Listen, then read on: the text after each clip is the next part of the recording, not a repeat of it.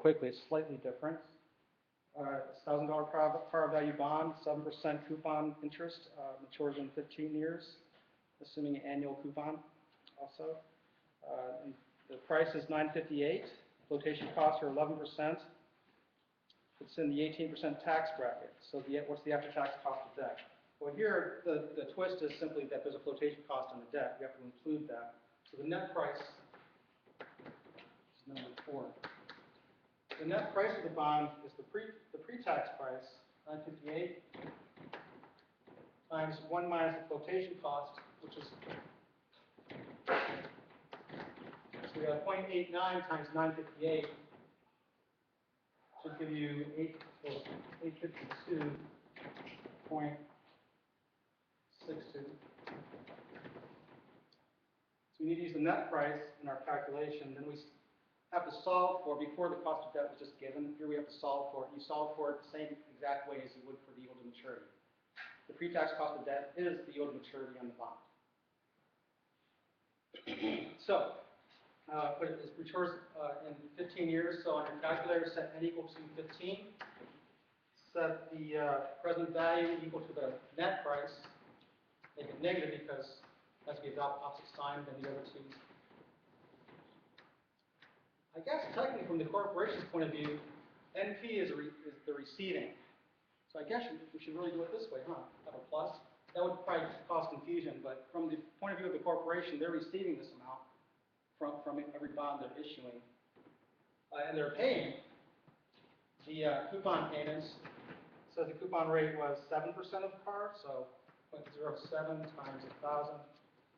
And they're paying that to be negative $70, right? From the corporation's point of view, from the issuer. And the principal payment is 1,000. That would also be an outflow, so that would be negative, although you can just keep doing it the way you've been doing from chapter 7. You can make the principal and make PMT and FB positive and make PB negative. You'll get the same answer either way. So put those in your calculator and solve for I, and that's going to be your case of D, your cost of debt pre-tax. Let's see, what do we get? 8.81. And so the component cost of debt, that's the KD, including the tax rate, is 8.81%, and 1 minus the tax rate here is 18%. That's a twist. Much higher, giving us 7.2. As our after-tax component cost of debt. Okay, skipping down, because 5 is like what we just did in number 2, likewise 6 and 7, I think. So let's go to number 8, cost of internal equity.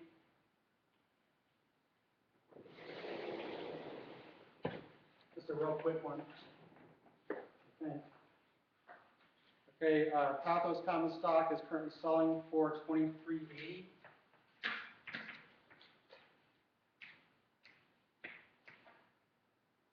And dividends paid last year were 70 cents.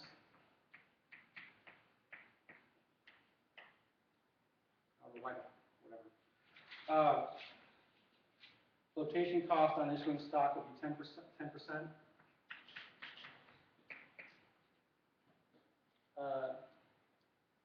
The dividends and earnings per share are projected to have an annual growth rate of 15%. G is 15%. What is the cost of internal common equity for Pathos? So it's not external equity, it's internal equity. Therefore, we will not be issuing any new stock. We don't need this. Because we're not incurring a flotation cost if we're not issuing new securities, right? So it's just going to be the cost of common stock as D1 over the market price plus G. D1 is the last paid dividend, 70 cents, times 1 plus the growth rate, so it'd be 1 plus 15%, divided by the market price, which is $23.80, plus the growth rate of 0.15.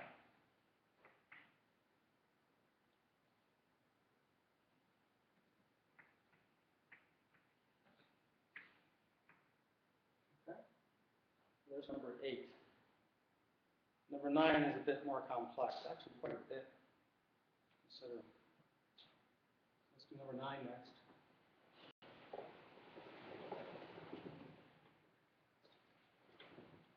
So that doesn't go up a little higher. Okay, number 9, the common stock of Best sold sells for $58.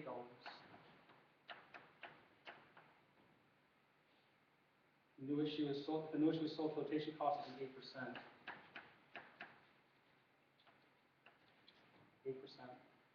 8%. The company pays 50% of its earnings in dividends, and 4% dividend is recently paid. $4 dividend, not percent. Did I say percent? Sorry. A $4 dividend is recently paid. The company pays 50% of its earnings in dividends. So if they recently paid $4 of earnings in dividends, and they retain 50% and pay out the other 50%, it says they retain 50% of earnings as dividends. That means the total earnings must have been what? $8 per share. Yeah, the total earnings must have been, well, let's put it this way. According to when they say the company pays 50% of its earnings in dividends, that means earnings here means net income. So net income times 0.5 must be equal to the dividend payment of $4. Oops, let's be dollar sign. So that implies that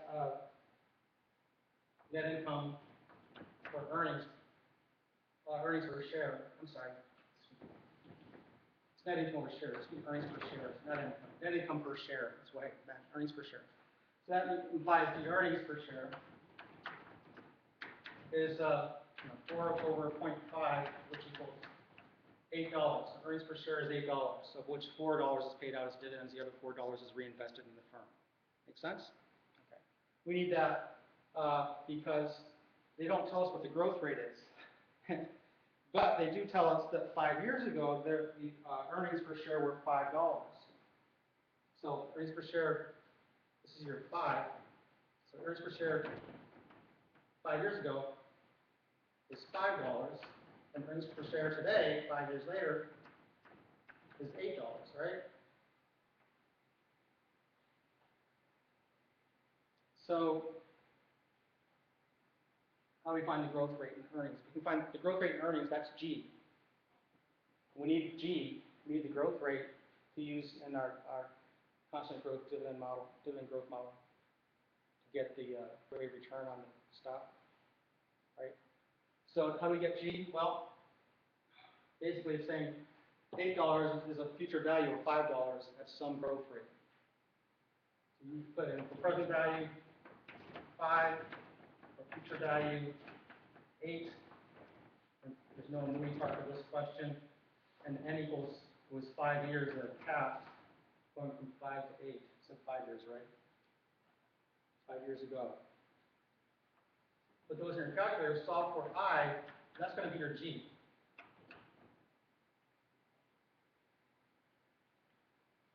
.86%,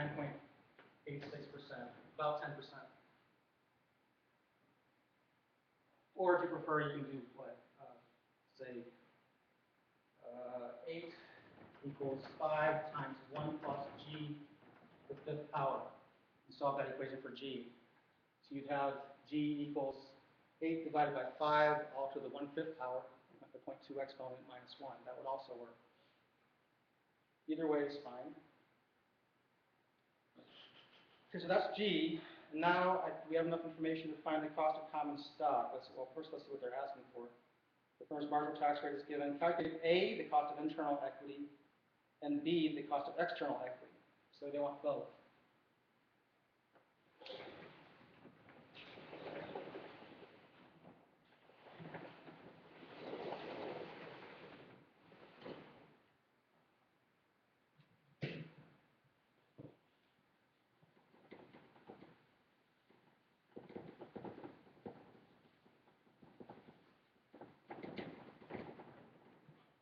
So part A, internal equity, we want the cost of existing common stock, cost of retained earnings if you prefer, D1 over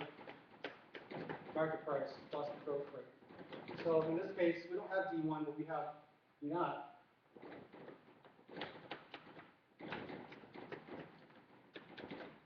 So we use that.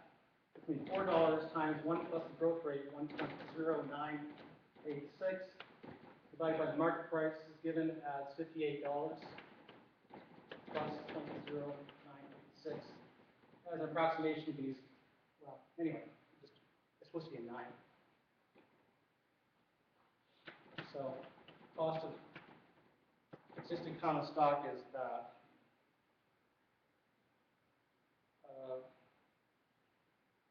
you get 17.4%.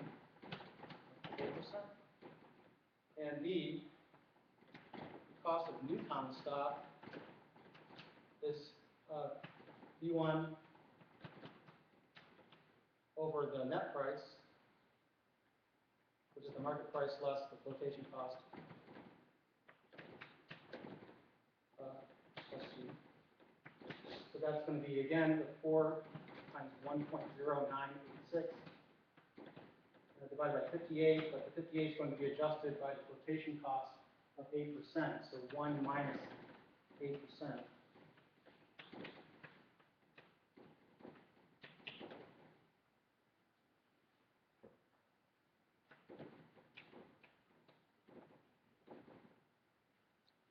I think my 10 minutes are up.